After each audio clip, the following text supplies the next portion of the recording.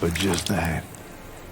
Any last words, Goetia? I don't see any Blitz on the list. Not gonna lie, this whole hospital B-plot kind of sucked. But we'll get to that. Welcome to another Helluva Boss review. We are finally graced with a new episode about the incredibly dysfunctional relationships of a bunch of demons who refuse to communicate. And after a whole 2 years, Stryker has returned and is making good on that promise to off Stolas. And along the way, we met Stella's brother. The M&Ms prove once again that they are couple goals, and we finally get some insight about what's been going on with Stolitz since their fight at Ozzy's. This is an episode I have been dying to see happen, and while I liked it, Western Energy definitely has some writing and tonal issues that I am not gelling with. That said, Bert Elsa is perfect. No, you stupid cow! You did nothing! You're so lucky you're attractive. So the episode starts with Stella and Stolas attempting to go 3 seconds without insulting each other, all while Andrealphus is trying to keep the meeting on track.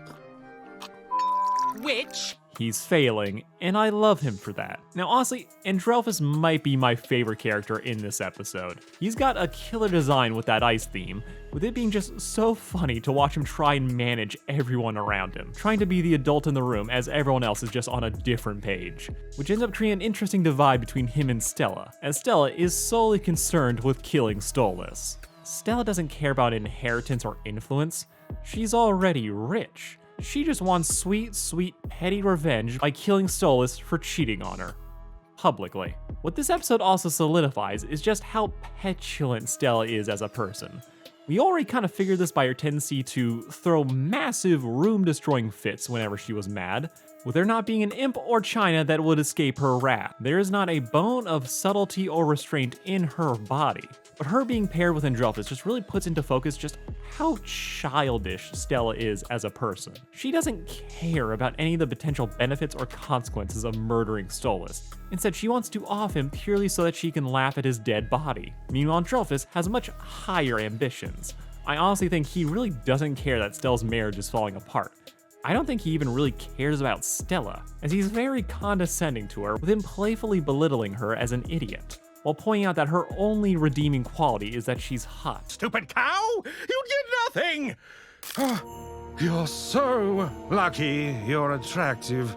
Andrealphus sees this divorce as an opportunity. He wants to get as much money and power for himself, which he can't do if Stolas just dies, as that would lead to all of Stolas' stuff going to Octavia, leaving Stella and him with nothing. And while he might be a Goetia as well, being on par with Stolas, his domain appears to be an icy hellscape, so while the man is well off, he might not be as well off as his other peers. So it makes sense that he would want to steal from someone else. So with inheritance on the mind, Andrealphus convinces Stella to call off the hit so that they can wait for an opportunity to strong-arm Stolas into giving Stella something when they divorce, or when they just kill him. And it also helps set up Andrealphus as being a much bigger threat than Stella, as Stella is too impatient to think about or even care about playing the long game, and her being this petulant child really fits.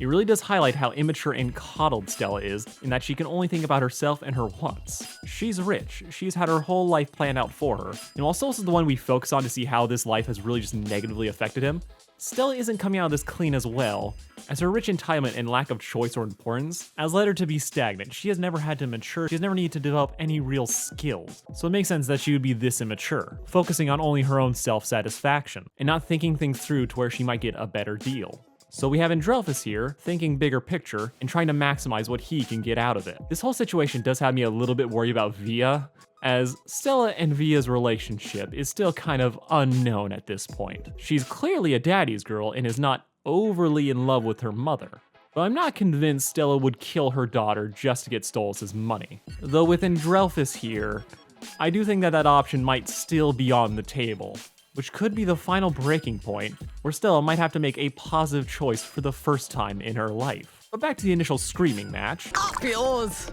Stella, for fuck's sake, stop making this harder to bullshit. Stolas is over this, with an alert telling us that he's trying to potentially talk about Aussies with Blitz soon. This is interrupted by Stryker making his glorious return, and Stella's calm expression giving away the fact that she was the one that hired him. Love the angry chat in the Rich People's Cafe?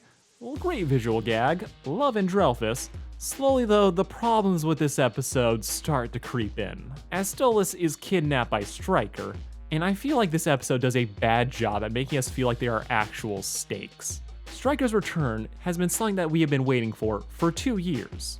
It was one of the biggest cliffhangers in the series. Stryker tried to kill Stolas in wrath, only for Blitz and Moxie to stop him. But he still got out of there, and we knew he was gonna try again. With the premiere ending with Stella making a veiled threat against Stolas, confirming to us that the assassin was gonna come back soon. So the hype for Stryker is real. The hype for this episode was off the charts.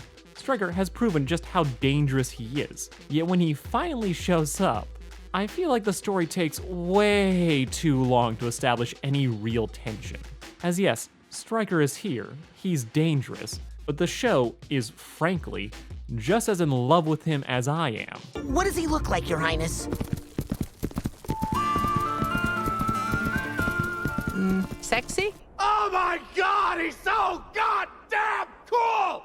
Stryker's entrance is more badass than it is intimidating. We get a flash of his angelic-tipped weaponry, so we know that the man can kill Stolas. But from Stolas pausing to look at his wife, from a hole in his hat from getting shot at, I never get the chills that something bad is gonna happen.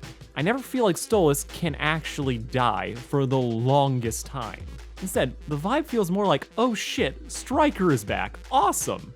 But that's excitement. When here, I feel like I need to be a little bit more worried. It takes till the midway point for there to feel like there's any real stakes. No. You don't get to talk over me. This is the oh shit, this is serious moment. And I think it's perfectly fine that Stolas is playing off the situation.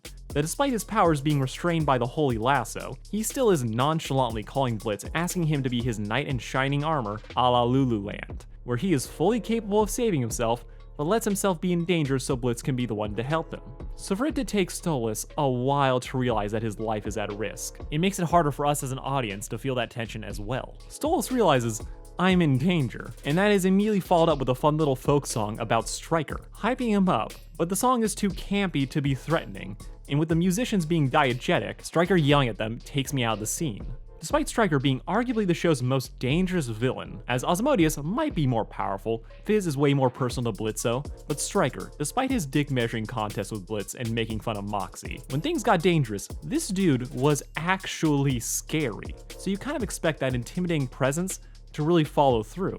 But the episode, in my opinion, undercuts the situation way too much, and poking just a little bit too much fun at Stryker. Like, I can get behind this. I do think there is a lot of humor to be found in just how hard Stryker leads into his Western cowboy aesthetic, to his man cave having so much memorabilia it almost feels performative.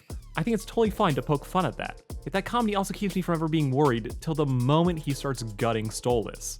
And I feel like at that point, it's way too late. I'm not asking for Stryker to be this Darth Vader level of super serious threat. I do think though, for how fucked up Stolas gets, and how this confrontation has been built up for 2 years, having Stryker feel intimidating earlier on, instead of just being cool, would have sold the panic of the situation way more, which would have gotten me way more invested, instead of kind of just waiting around for shit to get serious. And I don't want no humor. Stolas talking shit about Stryker as he's getting stabbed, that's perfect. Blitz's knife is bigger and hits so much deeper. Stryker wants to kill Stolas, but he also wants him to know how much he hates him for being from the upper class. So Stolas makes jokes, comparing Stryker unfavorably to how hard him and Blitz go in sex, robbing Stryker of his power in this situation, turning it into a contest of wills. This feels appropriate, as things are still dangerous, but we do get that dark humor. But not helping this situation, just contributing to like kind of the weird vibe of the episode, is that Stryker does have a new voice actor. And I do miss Norman Reedus in the role, as the man's gravelly voice just sold sex appeal, but Edward Bosco really nails this performance. But all these choices wrapped together do lead to the episode feeling like its vibe is a little bit off. But that I think I can live with. That is forgivable. Helluva Boss wouldn't be Helluva Boss without its fun and comedy. That said, I can't for the life of me get behind this episode's B-plot. Oh, I can't spell. I can't read either. Stolas is getting tortured and mutilated. The tension that the episode has been desperately needing is finally here. Yet for some reason, the story feels the need to keep cutting back to Blitz dealing with, and I hate to say the word, shenanigans. This bitch is being racist, he's gonna argue and try to kill her. The receptionist is an idiot who calls Blitz by his old name and complains about not being able to find his name, while he complains about the idiotic difficulty of Hell's healthcare requirements versus the difficulty of making an appointment. All while this is happening. Well, if you go near her, I will destroy you. Big talk. But just that. I think Blitz and Luna going to the hospital is a funny concept. In isolation. I like these scenes. In isolation. But this entire B-plot just doesn't need to be here. It distracts from the main plot. From Stryker torturing Stolas to the M&Ms trying to find them. And the fact that we get this awesome, big final battle, this confrontation between the M&Ms and Stryker, only for that fight to be intercut with Blitz trying to give Luna a shot. It boggles my mind. Helluva has always had an issue with tone, going from dark to funny on a dime, not always in the cleanest way, but typically I could forgive it. However, in something like the return of Stryker, to finally paying off all the buildup from Stella's threats, only to have this B-plot just keep popping up rubs me the wrong way. It doesn't ruin the episode, and I do think some of the transitions were fun in the final fight, but this whole final sequence fucking slaps, making this goofy-ass side plot an even more bitter pill to swallow. I am down for the fact that out of all things, Luna's well-being is what makes Blitz decide that he can't go rescue Stolas. Their relationship is really weird right now, and the M&Ms already have a score to settle, so it kinda makes sense that he would trust them to be able to handle this. But the fact that we keep cutting to this B-plot, and that it only really gives us comedy, only highlights just how much of a distraction this plot feels like. Luna doesn't talk through any of this. She's just a dog who is scared of getting a shot. She's freaking out, she's screaming, and he's having to drag her all the way through it. If they had done it to where this feels like a more meaningful interaction, I'd be more forgiving. But it's just jokes. And Stolas was already telling them while he was getting tortured, so I don't feel like we needed anything extra. I feel like you would cut this B-plot and just have more of the M&Ms trying to track down Stryker. Quick, easy peasy, maybe only 1 or 2 mentions to see what Blitz and Luna are up to.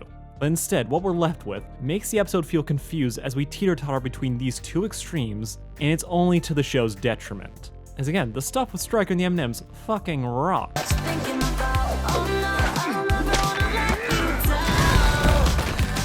Stryker is giving a great resentment speech about how much he hates the rich. Stolas is not giving him an inch. Even tied up, bloody and beaten, he still threatens the man if he dares to attack his daughter. Then the M&Ms show up, and the fight is chef's kiss, perfect. The M&Ms are couple goals working together to try and nail Stryker, with the man going ham, as he somehow is more deadly with a lasso than his guns, being able to fight off the both of them, with only luck keeping Millie from being decapitated.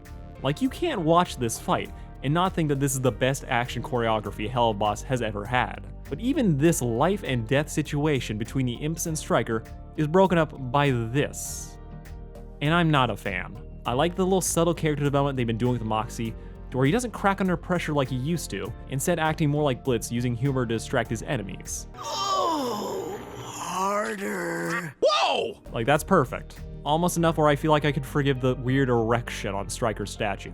I feel you could just have a massive bulge in his pants and still tell the same joke. But then we cut from there. The imps win, and Blitz comes to the crushing realization of just how badly Stolas got hurt while he was dicking around. Stolas got what? Ow. He can get hurt? Painful line. Beautiful how Blitz has convinced himself that Stolas is this untouchable figure who is above him emotionally and physically. So to find out how close Stolas came to dying, it rattles him. Blitz doesn't even get to see his face, just a whiff of his tail feathers as he's carried over him. With all he can muster, the only response he can give is to text Stolas, "Get better soon." That's it. He can't even bring himself to respond back. He starts to type something, but then he chickens out, leaving Stolas on red, making it look like he's ignoring the offer to come visit, leaving Stolas battered and broken, with one of the roses next to him wilting. As this ship is not doing great. Something made even more obvious when you freeze frame it and look at the text he and Stolas have been having, where we find out that Stolas has been trying to talk about what happened at Ozzy's with Blitz, sending paragraphs trying to over-explain, while Blitz is responding back with simple one-word messages. Blitz is icing out Stolas, and by the looks of things, they haven't met up to bang since Ozzy's, as Stolas wants their relationship to be more than transactional, while Blitz refuses to open up and talk about what happened, even if he's hurting, which is what he's doing here. It's tragic, it's sad, but the rest of that shipping analysis is for a different video. Overall, I just liked this episode. What I liked, I loved. What I didn't kind of drove me up the wall, as I'm used to this show being a little sloppy in places. But this is a bit much even for me. And typically when I do these reviews, I am like a little bit maybe too positive, like I'm excited. I write these immediately after I watch them, so I'm usually hyped. I'm at my most positive. This has been the first episode of season 2 where I'm like, on it. Maybe I'll warm up to it. But right now, I can only really see myself rewatching the highlights of this one and not the entire thing. It's enjoyable. It's fun. But it really is a shame, since the last episode had such a tight script, and this one is just kinda sloppy. And after all the build up to this one happening, that kind of hurts. I'm still very curious to see where we go from here, and how much, if at all, we'll see this episode affect the ones that come after it, or if we're just gonna keep saving and delaying this fight and conversation till the very end. But I guess we'll just have to wait and find out. And that's all I wrote. Like, share, and subscribe to be kept up to date on all my shipping and Helluva Boss hyperfixations. Tell me what you thought of the episode down below in the comments, as yes, this is going to be an interesting one, and I've already started to sense that some people are starting to turn on this season, and I just want a vibe check to see how everyone else is feeling about that. Are you loving the season as much as season 1, or is it kind of fizzling out for you? Let me know in the comments, as I really want to see where y'all are at. Peace out, see you guys on the next one.